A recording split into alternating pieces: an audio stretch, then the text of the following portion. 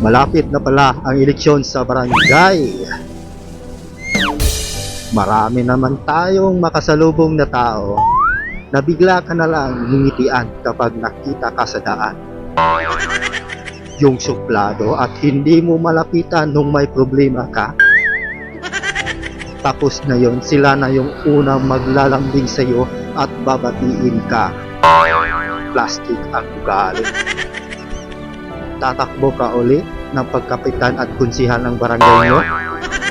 Tapos wala naman kayong magandang nagawang proyekto sa barangay nyo. Mahiya naman kayo. Wow! Tapos magtatanong kayo kung ilang butante sa isang bahay. Pero nung panahon ng pandemic at ayuda, isang ayuda lang sa isang bahay.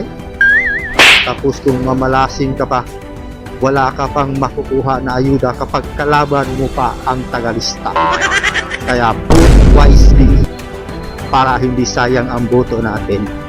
Tandaan nyo, sa ating boto nakasalalay ang panalo ng isang kandidato.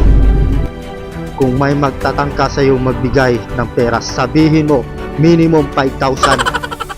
Aba, sa mahal ang bilihin ngayon at bigas, hindi kasya yung 100. Kaya mga boys, paki-share ang video ito para matauhan sila.